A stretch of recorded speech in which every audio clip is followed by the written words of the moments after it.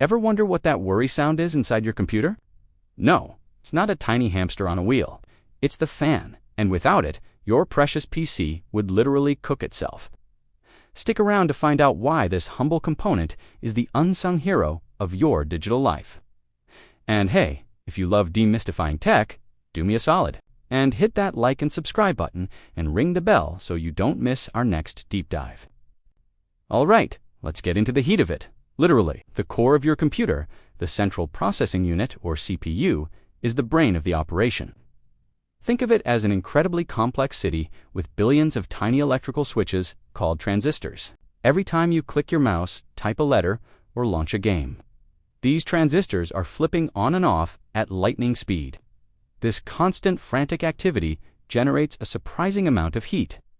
It's the same principle as rubbing your hands together really fast to warm them up, but on a microscopic and much hotter scale. Now, it's not just the CPU. Your graphics processing unit, or GPU, which handles all the visuals, is another major heat source, especially when you're gaming or editing video. Even your power supply and memory modules contribute to the overall temperature inside the case. If all this heat were just left to build up, it would be a disaster. Why is heat so bad for electronics? Well, components like the CPU have a maximum safe operating temperature. If they get too hot, a few things can happen.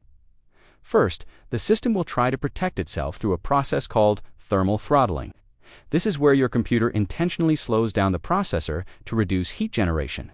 Have you ever noticed your PC getting sluggish during a long gaming session?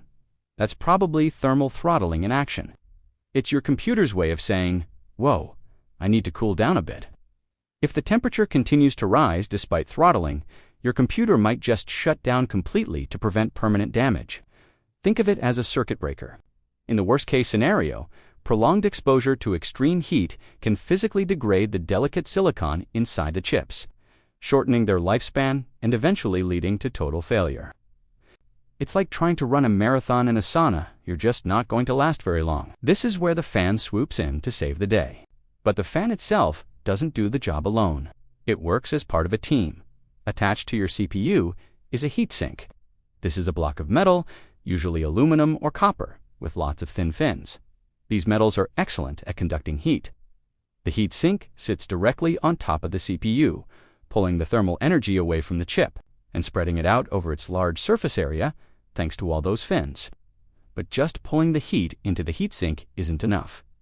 That heat needs to go somewhere. If it just sits there, the heatsink will get saturated and won't be able to draw any more heat away from the CPU. And that's the fan's cue.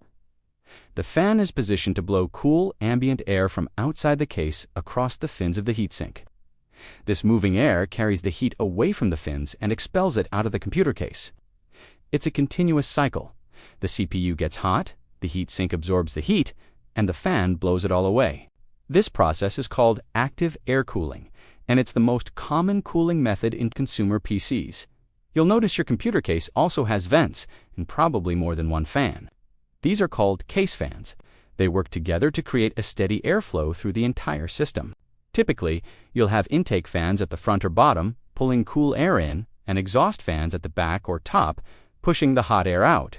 This ensures that every component, not just the CPU, gets the benefit of a cool breeze and prevents hot air from just circulating inside the case. Now, you might be thinking, what about laptops or my phone? They don't have big noisy fans. Well, some high-performance laptops do have smaller, specially designed fans. But for thinner devices, engineers use passive cooling. This involves using heat sinks and heat pipes to spread heat across the device's chassis, which then radiates the heat into the surrounding air. It's less effective than active fan cooling, which is why those devices often have less powerful processors and will throttle their performance more quickly under heavy load. Some cutting-edge systems even use liquid cooling, where a special fluid is pumped through tubes to absorb and carry heat to a radiator. But that's a topic for another video. So, the next time you hear that gentle hum from your computer, don't be annoyed. Give a little nod of respect to the fan. It's the tireless guardian standing between your high-tech machine and a molten meltdown, ensuring you can work, play, and create without interruption. It's the simple, brilliant solution to a very hot problem.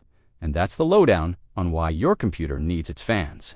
If you found this cool pun intended, make sure to hit that like button, subscribe to the channel, and let me know in the comments what other tech mysteries you'd like me to solve.